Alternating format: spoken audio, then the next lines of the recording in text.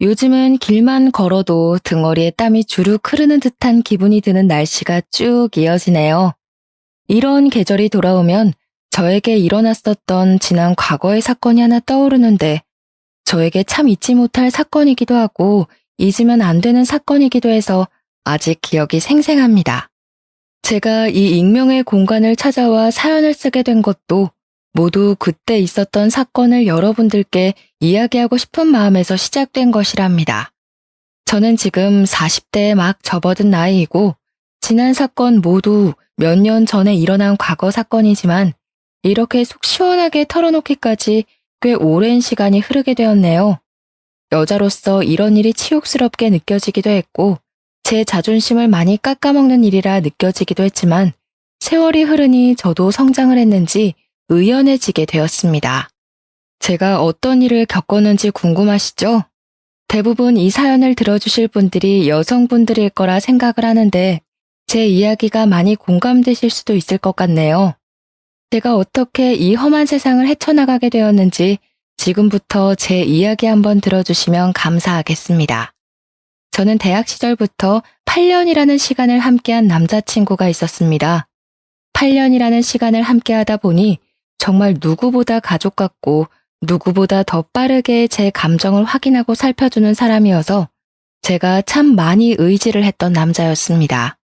저희는 같은 대학을 나온 소위 말하는 캠퍼스 커플이었고 남들이 부러움을 살 정도로 알콩달콩하게 사랑을 속삭이는 커플이었습니다.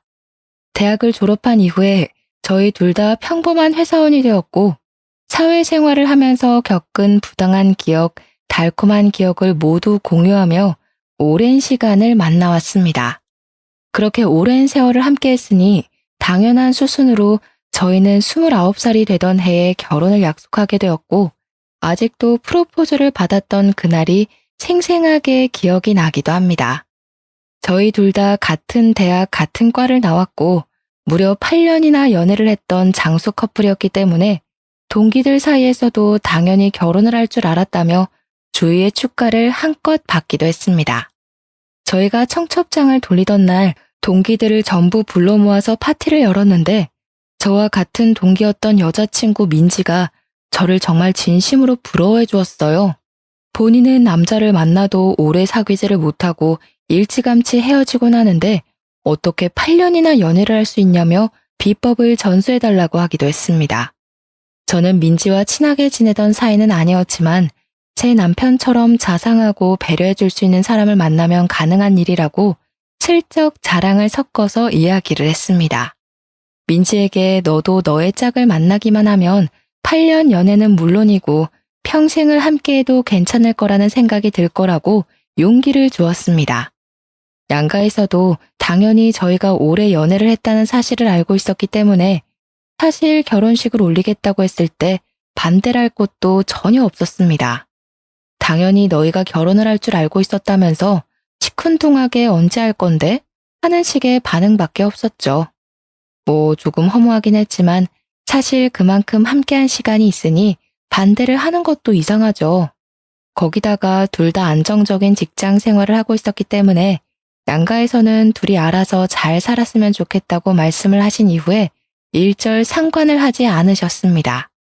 식장을 정하는 것부터 드레스를 고르고 웨딩 사진을 찍는 것까지 준비하는 내내 딴지 한번 걸지 않으셨고 저희를 믿고 맡겨주셨습니다. 하지만 신혼집을 구할 때만큼은 저희 부부도 스트레스를 받게 되었는데 대출 문제로 걱정이 많이 되었기 때문이었습니다. 물론 직장이 있으니 직장인 대출을 받으면 되긴 했지만 이자라는 게 만만치 않게 나가더라고요. 둘이 벌어서 빚 갚는 데에만 돈을 다 쓰게 생겼더라고요.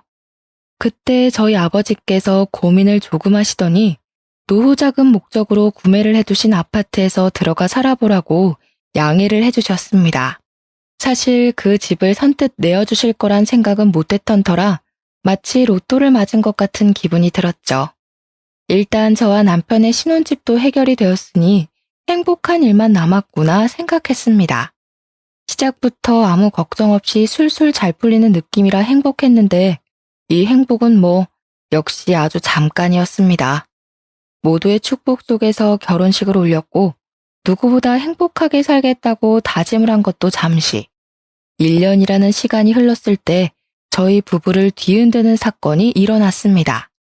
그것은 바로 남편이 다니던 회사가 크게 부도가 나게 되면서 남편 회사 직원들이 대거 실직자가 되어버린 사건이 일어났기 때문이었습니다. 회사 내부 사정으로 인해서 다른 외국계 계열로 인수합병이 되었는데 그 과정에서 직원의 80%가 실직 통보를 받게 되었고 제 남편 또한 예외는 아니었습니다. 남편은 저에게 미안해했지만 저는 남편이 금방 취직을 할 수 있을 것이라고 생각을 했기에 제 외벌이로도 한동안은 버틸만 하다고 생각을 했습니다. 저는 남편에게 잔소리를 하고 싶지는 않았지만 젊었을 때 돈을 많이 벌어놔야 하지 않겠냐고 취업 준비를 소홀하게 하지 말라고 몇 번이고 부탁을 했습니다. 남편도 처음에는 빨리 취업을 할 것이라고 걱정하지 말라고 저를 안심시키며 큰 소리를 떵떵 쳤습니다. 하지만 이제 저희도 나이가 있고 경력직을 뽑는 자리에는 더 쟁쟁한 사람들이 몰려들고 하니까 남편의 취업이 생각만큼 잘 되지 않았습니다. 거기다가 요즘 시대가 엄청난 취업난에 시달리는 시대라고 하지 않겠습니까? 진짜 사람을 뽑는 곳도 없었습니다. 남편의 백수 생활은 한 달, 두 달 길어지기만 했고 그러다 보니 자연스럽게 남편도 집에서 노는 생활에 적응을 하기 시작했습니다. 원래 사람의 패턴이 무너지는 데는 하루도 채 걸리지 않는다고 하지 않겠습니까? 몇 개월을 집에서 놀다 보니 완벽한 백수가 되고 만 것입니다. 남편이 실직한 지 6개월이 지났을 때 저는 더 이상은 참아줄 수 없다고 생각을 해서 그때부터는 마음속에 있는 말들을 거침없이 내뱉으며 잔소리를 하기 시작했습니다. 남편에게 자격증이라도 따야 하는 거 아니냐? 언제까지 이렇게 집에서 놀고 먹으면서 계획도 없이 허송세월을 보낼 거냐고 했습니다. 그러자 남편은 시댁에다가 요즘 제가 스트레스를 너무 많이 줘서 사는 게 버거울 정도라는 식으로 일러바친 것이 아니겠습니까? 자기도 노력이라는 것을 나름 하고 있는데 와이프가 그걸 몰라준다면서 우는 소리를 한 거죠. 아니 휴대폰으로 아르바이트 사이트나 보고 있는 게 무슨 노력입니까? 차라리 이력서 같은 거라도 내고 구직 활동을 하거나 아니면 아르바이트라도 하면 제가 이해라도 하겠지만 그것도 아니었습니다. 그랬더니 시모가 저에게 버럭 성질을 내면서 이야기를 하시더라고요. 우리 아들한테 스트레스 좀 그만 줘라. 애가 살이 쏙 빠진 게 마음 아파 죽겠다. 남편 살이 5kg가 넘게 쪘는데요. 그게 뭐 자기가 편해서 찐 거겠어? 마음이 쏙 내려앉았다 뭐 이런 소리지. 앞으로 다 큰일 할 사람이니까 내버려두면 알아서 잘할 거다. 우리 아들이 어릴 때부터 말이야. 속 한 번 썩여본 적 없는 진국 중에 진국이었어. 동네 아줌마들이 다 부러워했다니까. 말도 안 되는 소리를 하면서 남편의 편을 들어주는데 남편은 그 옆에서 자기 엄마가 최고라면서 알랑방귀를 뀌는 것이 아니겠습니까? 도대체 일러바칠 게 따로 있지. 부부간의 대화까지 일러바치면서 얄밉게 구는데 진짜 제 남편이지만 한 대 쥐어박았으면 좋겠다 싶을 정도로 짜증이 나더라고요. 그 이후부터 제가 무슨 잔소리만 하면 시모한테 일러대는데 한두 번은 시모의 남편 편드는 이야기를 들을만 했지만 날이 가면 갈수록 그 정도가 심해지더라고요. 나중에는 시모가 저한테 해도 너무한다면서 남편의 피가 말라야 멈추겠냐고 소리를 버럭 지르는 게 아니겠습니까? 너 우리 아들이 우습니? 연애할 때는 고분고분하게 굴더니 결혼하고 나니까 왜 우리 아들을 못 잡아먹어서 한달이야? 아니 어머님, 지금 결혼하고 1년 넘게 백수로 지내고 있는데 이건 말이 되나요? 예, 남자만 일하라는 법이 있니? 요즘 시대에 남자 여자가 어디 있어? 시모가 눈도 감고 귀도 닫아버리고 이야기를 하니 아예 말이 통하지가 않는데 진짜 이런 게 바로 아들 사랑인가 시짜짓인가 싶어서 저도 미치겠더라고요. 그러던 어느 날 대학 동기들과 모임을 가지게 되었는데 제가 결혼을 한 지 1년이 조금 넘은 상태니까 궁금한 게 많았는지 다들 눈이 반짝반짝 하더라고요. 올해 연애를 하고 결혼을 하니까 어떤 것 같냐고 잘 지내냐고 물어보면서 동순의 회사, 그러니까 남편의 회사가 외국계 계열로 인수되지 않았냐고 물어보더라고요. 구조 조정이 엄청났다고 들었는데 괜찮은 거냐고 물어보는 동기들에게 정말 한숨만 푹푹 쉬면서 아무런 말도 하지 못했습니다. 그랬더니 동기들도 제 표정을 보고 알만하다는 듯 아무 소리 못하고 눈치만 살피는데 오히려 그런 부분이 저를 더 좀먹게 만드는 것 같은 기분이 들었습니다.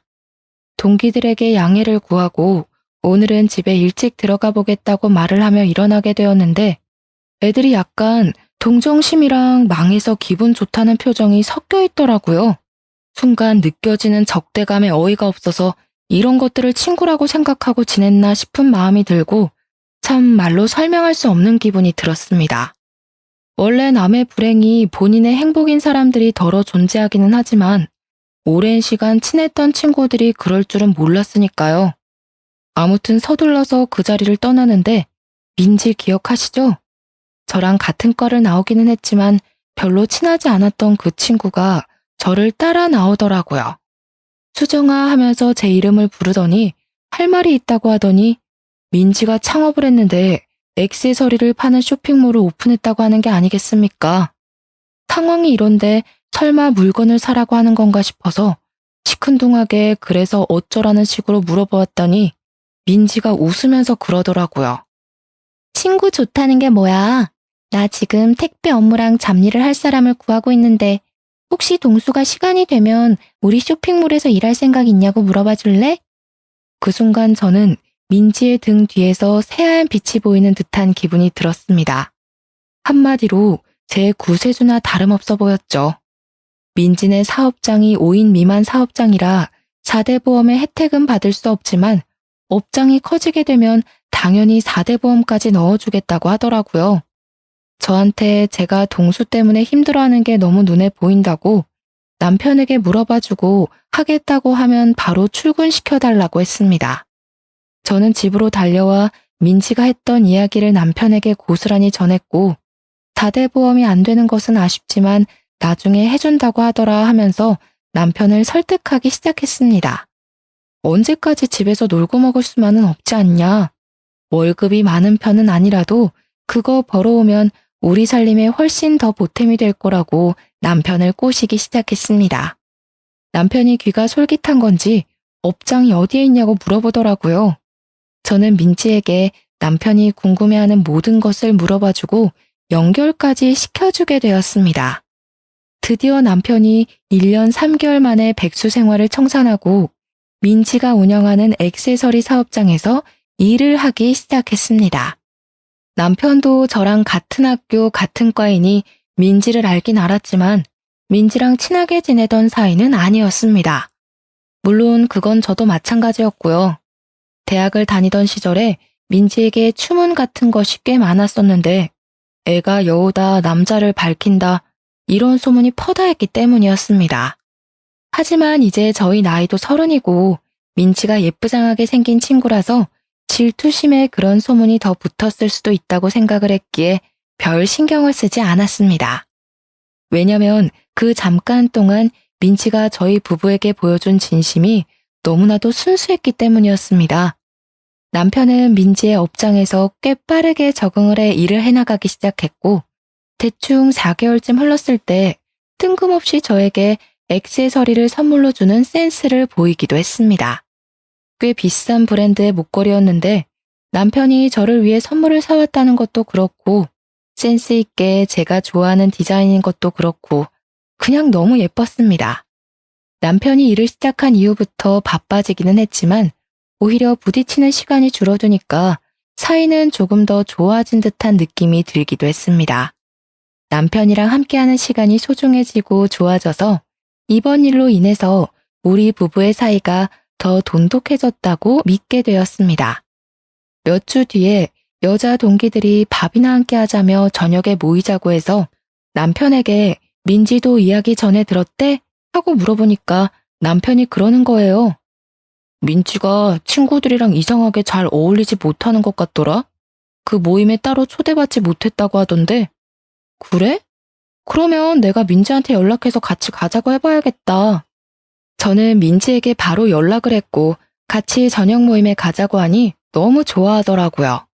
이렇게 순수한 친구를 왜 챙기지 않는 건지 다른 동기들에게 의문이 들었습니다. 아무튼 민지까지 불러서 여자 동기들 모임에 나가게 되었는데 아무래도 동기들 인식에 민지는 추문이 많이 따라붙은 친구이다 보니까 다들 꺼려하는 게 느껴지더라고요.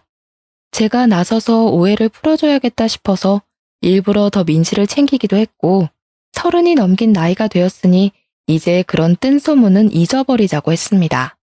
민지랑 한참 이야기를 하고 있는데 민지가 덥다면서 셔츠 단추 하나를 풀더라고요. 근데 민지가 차고 온 목걸이 디자인이 너무나도 낯이 익은 겁니다. 남편이 저에게 선물을 해주었던 디자인과 똑같은 목걸이인 것이 아니겠습니까? 제가 빤히 쳐다보니까 그제야 제 목에 걸린 목걸이를 보더니 어색하게 웃으면서 같은 거네 하더라고요. 아, 나는 남편이 선물로 사줬어. 민지 네 덕분에 남편이 나한테 이런 선물도 다 한다. 아, 진짜? 나도 선물 받은 건데. 우연도 대박이다. 그날 분위기 좋게 잘 즐겼다고 생각하고 미련 없이 친구들과 인사를 하고 집으로 돌아오는데 동기 중에 한 명이 저에게 전화를 해서 받았습니다. 민지, 네가 데리고 나온 거라며? 우리 나이도 30인데 겉도는 동기들 하나하나 챙겨서 같이 놀면 좋지 뭐. 인맥이라는 게 어떻게 쓰이게 될지 모르잖아. 너 민지 소문은 알고 그러는 거야? 난 걔 좀 깨름칙해. 걔 대학 다닐 때도 말 많았잖아. 도대체 우리 나이가 몇 살인데 아직도 그런 걸 신경 쓰니? 수정이 네가 아무것도 모르네. 그거 뜬 소문 아니고 대학 다닐 때 캠퍼스 커플 브레이커로 엄청 유명했잖아. 나이 먹고서는 유부남이랑 불륜하다가 걸린 적도 있다던데.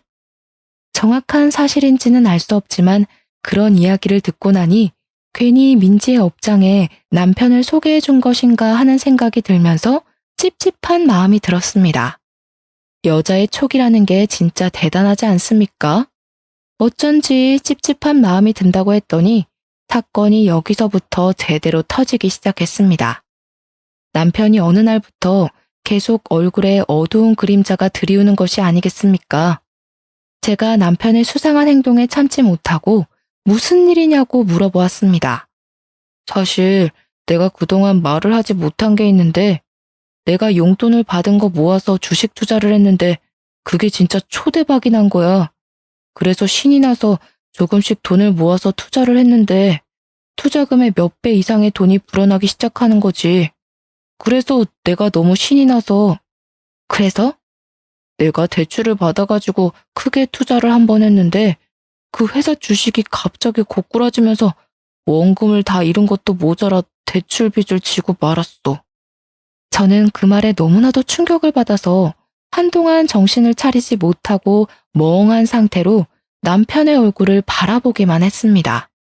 저는 도저히 혼자 감당해낼 수 있는 수준이 아니라고 생각이 들어서 시댁에 이 이야기를 했는데 정말 시댁에서는 뻔뻔하게 나오는 게 아니겠습니까? 남자가 살면서 그런 실수도 한 번쯤은 할 수 있지.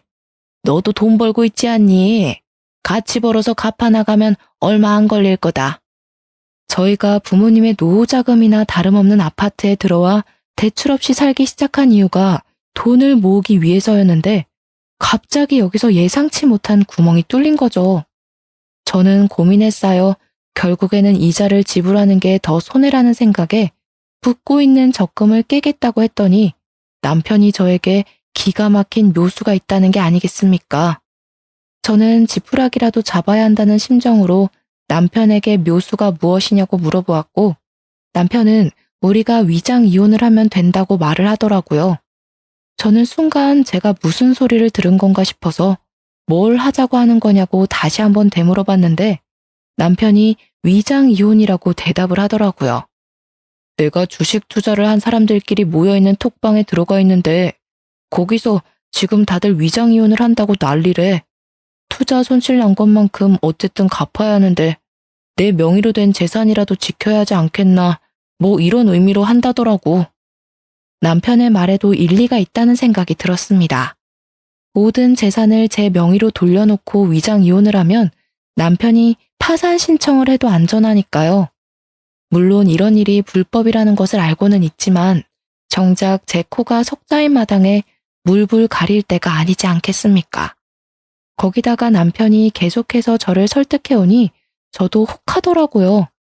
어차피 주소만 시댁으로 바꾸는 거고 같이 사는 거야 문제가 없다고 서류상으로만 이혼을 하자고 하더라고요.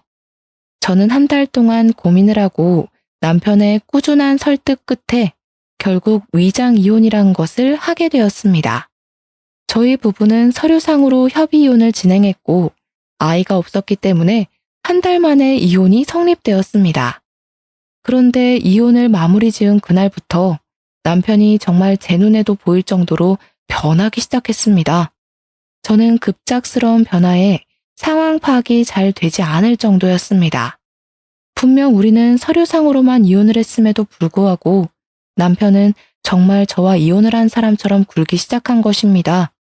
시댁에서 잠을 자고 오겠다고 언제 빚쟁이가 찾아올지 모르니 시댁에 붙어있는 게 좋겠다는 변명을 일삼았습니다. 시댁에서는 저희의 위장 이혼을 몰랐거든요. 남편이 굳이 위장 이혼을 하는 마당에 양가에 알릴 필요가 있겠냐고 했던 터라 말을 하지 않았던 것이었습니다. 남편은 그 이후에도 이 핑계 저 핑계 댈 수 있는 모든 핑계는 다 대면서 집에도 안 들어오기 시작했습니다. 맨날 무슨 돈이 있어서 그렇게 술을 마시러 다니는 건지 전화를 해도 안 받기 일쑤였고 문자를 보내봐도 다음 날이나 되어서야 겨우겨우 연락이 도착했습니다. 남편이 허튼 짓을 하고 다닐 사람이 아니라는 걸 그간 만났던 세월로 잘 알고 있지만 연락이 잘 되지 않으니 너무나도 답답했습니다. 혹시 빚쟁이들에게 해코지를 당하고 있는 건 아닌지 저는 매일매일 불안한 생활을 하게 되었습니다. 하도 걱정이 되니까 민지에게 가끔 남편이 일을 잘하고 있는지에 대해 물어보았고 민지는 저에게 출근도 잘하고 있고 일도 잘하고 있다는 상투적인 답장을 보내주었습니다. 그런데 자꾸 제 머릿속에 이러면 안 되지만 동기 친구들의 말이 문득문득 떠오르는 겁니다. 민지가 유부남이랑 불륜을 저지른 적도 있다던 그 말이요. 저는 애써 무시를 하려고 애를 썼지만 그러면 그럴수록 집에 오지 않는 남편에 대한 불신과 의심만 커져갔습니다. 그러다가 판도라의 상자를 제대로 열어버리고 말았습니다. 하루는 동기가 저에게 조심스럽게 당장 만날 수 있냐고 시간 되면 잠깐 보자고 연락이 왔더라고요. 시간이 된다고 만나자고 하고 제 답답한 속을 털어놓을 겸 만났는데 그 동기가 계속해서 제 눈치를 살피는 게 아니겠습니까? 뭔가 하고 싶은 말이 있어 보였습니다. 무슨 일이냐고 물어보니 저에게 고민 끝에 사진을 하나 보여주는데 백화점 액세서리 매장에서 제 남편이랑 민지가 팔짱을 끼고 쇼핑을 하고 있는 사진이었습니다. 제가 놀라서 동기를 바라보니까 동기가 저에게 드디어 하고 싶은 말을 하더라고요. 이거 봐, 이 둘이 바람난 거 아니야? 행동이 너무 자연스러워서 나도 모르게 사진 찍었다니까. 지난주 이후에 선물 받은 건 없어? 요즘 대출 문제 때문에 남편이랑 연락도 잘 안 되고 집에도 아예 안 들어와. 이 정신 나간 년놈들이 바람났네. 내가 민지 조심하라고 몇 번을 말했어? 걔 이런 적이 한두 번이 아니라니까. 내가 수정이 네가 민지 챙길 때 정신 나갔냐고 물어봤던 거 기억하지? 동기는 저에게 열불을 쏟아내며 말을 했지만 저는 그 사진에서 눈을 떼지 못하며 아무 소리도 듣지 못하는 사람처럼 한참을 멍하니 있어야만 했습니다. 그래서 저는 남편을 미행해서 제가 생각하는 것처럼 정말 둘이 바람을 피우는 게 맞는지 확인을 해보기로 결심을 하게 되었습니다. 드라마에서 보면 다들 잘만 흔적을 찾아내고 현장을 잡아내던데 현실과 드라마는 엄청난 차이가 있더라고요. 들키지 않으려고 애를 쓰다 보니까 남편을 놓치게 되는 일이 다반사였고 뭐 하나 제대로 된 정보를 캘 수가 없어서 저는 큰 마음을 먹고 개인 흥신소를 이용하기로 했습니다. 이 사람들은 전문가라는 확신이 있다 보니까 적어도 제가 찾아내는 것보다는 낫겠다 싶어서 거금을 주고 그 사람들에게 미행을 부탁했습니다. 역시 돈이 좋긴 좋은 건지 미행을 시작한 지 3주 만에 건수를 제대로 잡았다면서 연락이 왔더라고요. 흥신소 사람들이 찍어준 사진은 정말 전문가가 찍었다고 말을 해도 손색이 없을 정도로 완벽했습니다. 둘이 같이 밥을 먹고 술 먹고 같은 차를 타고 같은 집에 들어가고 정말 믿을 수 없던 남편의 불륜 현장 사진을 보고 저는 제 손이 부들부들 떨리는 것을 멈추지도 못하고 그렇게 분노에 휩싸이게 되었습니다. 어떻게 위장 이혼이라는 것을 한 지 5개월 만에 이런 일이 일어나게 된 건지 전 정말 이 두 연놈들의 계략에 넘어갔다는 생각 말고 다른 생각은 안 들더라고요. 하지만 제가 이대로 곱게 보내주면 안 되지 않겠습니까? 누구 좋으라고 제가 그런 짓을 하겠습니까? 이렇게 된 거 돈이라도 제대로 뜯어내야겠다는 생각을 하게 되었습니다. 이미 이혼이 마무리된 상태였기 때문에 위자료나 재산 분할 청구 소송을 할 수 없었거든요. 저는 남편에게 아무것도 모르는 척 연락을 하게 되었고 한참 만에 연락이 된 우리 남편은 저에게 퉁명스럽게 무슨 일 때문에 전화를 하냐고 물어보더라고요.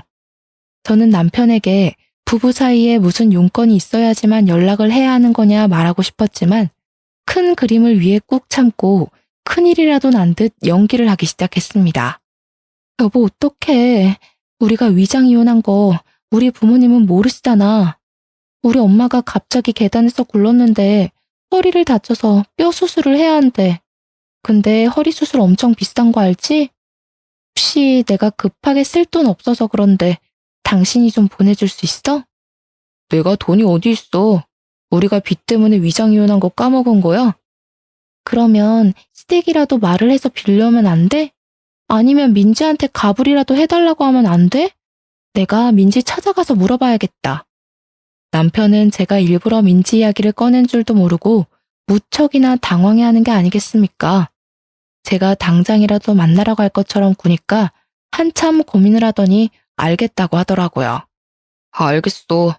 그러면 내가 한번 마련을 해볼 테니까 조금만 기다려줄 수 있어?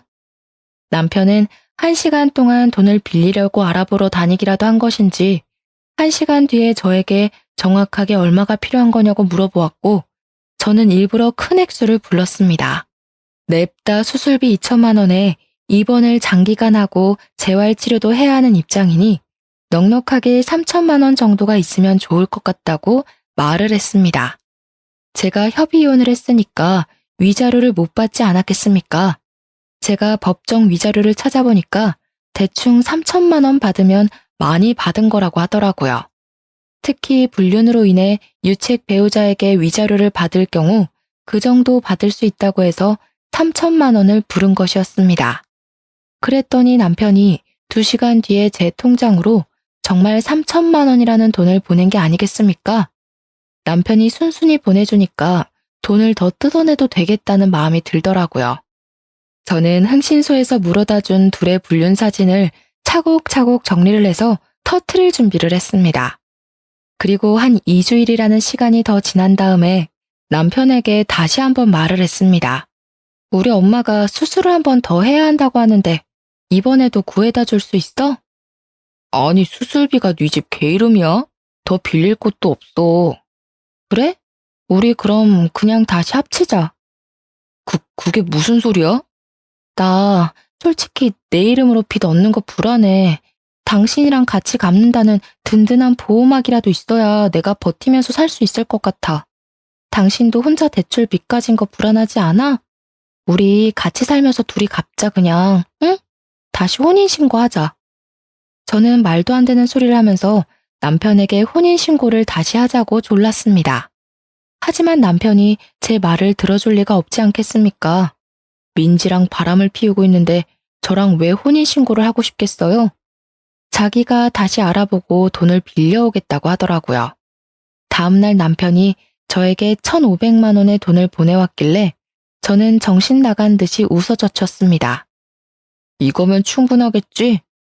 한 500만 원 정도는 더 필요할 것 같은데. 야, 너는 모아둔 돈도 하나 없어? 도대체 여태 직장 생활하면서 돈을 다 어디에다가 쓴 거야? 나는 적어도 당신처럼 빚은 안 만들었잖아. 아무튼 500만 원 더 못 구해? 그럼 어떡해. 우리 그냥 다시 합치자니까. 나 불안해. 수술 못해서 우리 엄마 큰일 나면 사이가 와서 돕고 해야 할 거 아니야. 500만 원 더 구해와. 남편은 결국 제 억지 논리를 이기지 못하고 추가로 500만 원을 더 보내왔습니다. 제 통장에 찍힌 5천만 원이라는 돈을 보니까 마음이 엄청나게 든든해지더라고요. 저는 이제 마지막을 장식하기 위해서 모든 걸 다 터뜨리기로 마음을 먹었습니다. 당연히 모든 사람들이 알 수 있을 만큼 크게 쪽팔림을 주면서 불륜 사실을 폭로하고 싶었는데 대학 동기들 몇 명에게 말을 하니 너도 나도 도와주겠다고 하는 게 아니겠습니까? 정말 친한 동기 몇 명끼리 모여서 계획을 짜다가 기가 막힌 것을 알아냈습니다. 동문회 연말 모임이 코앞으로 다가왔다는 사실을 말입니다. 민지가 운영하는 액세서리 업장이 잘 되고 있는 상태였고 인터넷에 후기도 꽤 많이 올라오고 있는 중이었는데 이참에 이 사업장도 쫄딱 망하게 하고 싶었습니다. 저희들은 연말 모임에서 찌라시처럼 뿌릴 둘의 불륜 사진이랑 그동안 있었던 모든 일들을 정리해서 프린트물을 만들었고 만발의 준비를 해서 동문회 연말 모임에 참석했습니다. 그날 민지는 자랑스러운 동기상을 받기로 되어 있었는데 이게 사업이 잘 된 사람들이 허세를 떨듯 동문회에 기부를 하면 주는 상이거든요. 한마디로 나 돈 잘 번다 하고 자랑하면서 받는 상인데 저희는 민지가 상을 받으러 올라가는 타이밍을 노리기로 했습니다. 동문회 모임에서 따로 떨어져 앉아있긴 했지만 연신 눈빛을 주고받는 남편과 민지를 보면서 저는 피해 복수를 결심했습니다. 드디어 민지가 호명이 되어 상을 받으러 올라갔고 그 순간 저는 단상으로 성큼성큼 올라가 상을 수상하는 민지의 옆에서 프린트물을 뿌려댔습니다. 우리 여자 동기들은 각각 테이블을 돌면서 저 대신에 그 프린트물을 사람들에게 하나하나 전해주기 시작했습니다.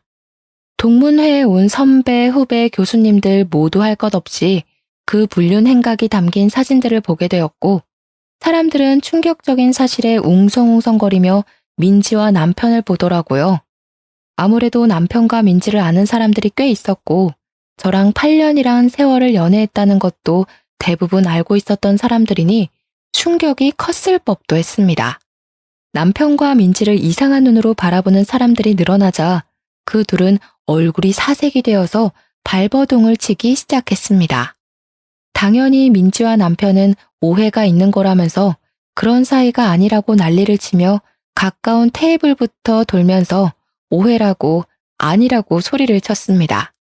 하지만 사람들이 모두 의심의 눈초리로 그 둘을 바라보자 남편은 저에게 다가와 제정신이냐고 이미 이혼한 사이인데 이게 무슨 짓이냐고 큰 소리를 치더라고요. 나 너랑 이혼하고 민지 만난 거야. 당당하게 이혼까지 했는데 우리 사이가 왜 불륜이야? 나는 불륜 아니야. 너 집착이 너무 심한 거 아니냐? 저는 그 말에 남편의 뺨을 연달아 3차례나 갈겨버렸습니다. 그러자 장내가 집중되면서 아무런 소리도 나지 않고 조용해졌습니다. 너랑 나랑 아직 이혼 완료인 거 아닌 거 알지? 그게 무슨 소리야? 이혼이 완료가 뭐? 우리 재판까지 다 했잖아. 나도 그런 줄 알았지. 사실 저도 몰랐었던 사실인데 이혼을 하고 나면 이혼 확정 신고를 구청에다 제출을 해야 했습니다. 남편과 저는 둘 다 잘 모르고 대충 협의 이혼으로 위장 이혼을 했었죠. 구청에 가서 그 이혼 확정 신고라는 것을 남편과 같이 했어야 했는데 둘 다 그걸 몰라서 안 했던 것입니다. 시간이 지나고 나서 저에게 확정 신고를 하지 않았다고 벌금 고지서가 날아와서야 알게 된 사실이었습니다. 한마디로 서류상으로는 저희 부부가 아직 이혼이 되지 않았던 것이었습니다. 저는 이 사실을 마지막으로 밝히며 통쾌하게 깔깔거리면서 웃었고 남편과 민지는 사색이 되어서 입을 떡 벌린 채 한동안 말을 잇지 못하더라고요. 그럼 우리가 아직도 부부란 말이야 지금? 아쉽게도 우리가 아직 부부네. 이 증거들 모두 재판에서 유리하게 작용하겠지? 위자료나 단단히 준비해. 내가 너한테 준 장모님 수술비 있잖아. 그 돈이면 위자료 받은 셈 치고도 충분한 걸로 아는데. 무슨 소리라는 거야? 그거 우리 엄마 수술비 준 거잖아. 부부 사이에 당연히 줄 수 있는 돈이지. 위자료는 번외편이니까 따로 준비하도록 해. 내가 대출 받아서 5천만 원이나 해줬으면 그거 먹고 떨어지면 되지. 너는 우리 사이를 방해하고 싶니? 민지는 부들부들 떨면서 마치 제가 가해자라도 된 것처럼 포장을 하며 이야기를 하더라고요. 남편이 주식으로 인해 쫄딱 망해서 빚까지 있는 것도 모자라 민지까지 저에게 돈을 주려고 대출을 받았다고 이야기하는 게 어쩜 이리 고소하던지. 저는 민지와 남편에게 보란듯이 깔깔거리면서 너네가 빚을 졌던 어쨌든 내가 알 바는 아니라고 불륜 남녀의 비참한 최후라고 생각하라고 말을 하고 집으로 돌아왔습니다. 저는 저를 도와준 동기들에게 진심으로 고마움을 전했는데 동기들은 이대로 끝내기에는 아쉽다고 민지의 쇼핑몰에 테러를 하자고 하더라고요. 내가 SNS 스타인 거 알고 있지? 우리 딸 육아일기로 엄청난 팬들을 보유하고 있잖아. 자, 내가 SNS에 제대로 한번 올려줄게. 동기 친구 하나가 인터넷에서 영향력이 꽤 있는 유명인인데 쇼핑몰이 특정은 되나 누구인지는 아리송하게 SNS에 불륜 폭로 글을 올려주었습니다. 쇼핑몰 사장이랑 직원이랑 불륜 관계인데 그 직원 부인이 자기 절친이라고 글을 올려두니 정말 댓글이 정말 터지게 달리더라고요. 당연히 제 동기의 SNS를 구독하고 있는 사람들이 신상 정보를 하나둘 캐기 시작했고 곧 민지네 쇼핑몰에는 악성 댓글이 달리기 시작했습니다. 구매 후기에도 온통 불륜녀 투성이고 인터넷에 검색하면 자동 완성 기능에 땡땡 액세서리 불륜녀가 뜰 정도로 인터넷에서 화제가 되었습니다. 동문회 그 사건이 있었던 이후 딱 3개월이 지나서 민지네 쇼핑몰은 완전히 망해버리고 말았습니다. 저는 남편과 제대로 이혼을 다시 한번 하기 위해 이혼 소송을 걸게 되었고 위자료까지 받아내겠다는 일념으로 3천만 원을 청구했습니다. 남편이 이미 투자 실패로 인한 빚이 있고 민지도 저에게 5천만 원을 주느라 빚이 생긴 마당에 위자료 3천만 원까지 청구를 하니 시댁은 난리가 났습니다. 너네가 벌써 10수년을 함께한 사이인데 한 번만 눈 딱 감고 용서를 해줄 수는 없겠니? 우리 집안의 며느리는 너 하나뿐이다. 그동안 계속 저를 은근히 구박해온 시모가 깨갱하고 숙이면서 이야기를 하는데 고소한 마음이 들면서도 어이가 없더라고요. 저는 저 인간이랑 다시 합치고 뭐고 할 생각 전혀 없거든요. 돈이나 마련해 두세요. 민지와 남편도 저를 찾아와서 무릎을 꿇고 정말 사정사정을 했습니다. 사업장이 망한 데다가 갚아야 할 부자재 거래 대금도 있고 빚도 생겼다고 하면서 자기들이 사죄를 하겠다고 한 번만 용서를 해달라고 손이 발이 되게 빌었습니다. 저는 이참에 마지막 장식을 해야겠다는 아이디어가 떠올랐고 그들에게 물어보았습니다. 그럼 내가 너네 둘 헤어지라고 하면 헤어질 거야? 그러면 너네 둘이 서로 뺨 때리고 싸워봐. 그거 보고 내가 속이 풀리면 위자료 청구는 취소할게. 민지는 누나를 굴리면서 제 눈치를 보는데 그 말이 끝나기 무섭게 남편이 민지의 뺨을 확 치는 것이 아니겠습니까? 민지는 뺨을 얻어맞고는 지금 자기를 때린 거냐면서 남편의 머리채를 잡고 쥐어 흔들기 시작했습니다. 갑자기 둘이 치고받고 싸우면서 물어뜯는데 그걸 보고도 저는 별 감흥이 생기지 않더라고요. 통쾌하기는 했지만요. 도대체 얼마나 세기말 사랑인가 궁금했는데 고작 그런 걸로 서로 뺨 때리고 머리 쥐어뜯고 싸우는 꼴이 우습기만 했습니다. 제가 그 자리를 박차고 일어나 나오는데 갑자기 둘 다 거짓골을 하고 따라와서는 자기들이 이렇게까지 했으니 3천만 원 청구한 거는 물러주냐고 하더라고요. 내가 왜 그래야 하는데? 너네 둘이 싸우든 말든 헤어지든 말든 지지고 볶던 관심 없어. 나는 그냥 내가 받아야 할 돈 받는 거야. 너한테는 혼인 파탄 책임 위자료, 너한테는 상간녀 위자료. 그러고는 침 한 번 시원하게 그들의 발 앞에 뱉어주고 당당하게 뒤돌아 나왔습니다. 그 이후요? 당연히 제가 이혼 소송에서 승소를 했고요. 위자료 또한 1천만 원을 받게 되었습니다. 조금 아쉽긴 하지만 법원이 호락호락하진 않더라고요. 그래도 1,000만 원이라는 위자료를 각각에게서 챙기게 되었으니 총 7천만 원이라는 돈을 그 둘에게서 뽑아낸 격이었습니다. 신혼집은 부모님 명의였기에 남편의 짐은 다시 댁으로 보내버렸고 저는 다시 친정으로 돌아와 직장 생활 열심히 하고 있는 중입니다.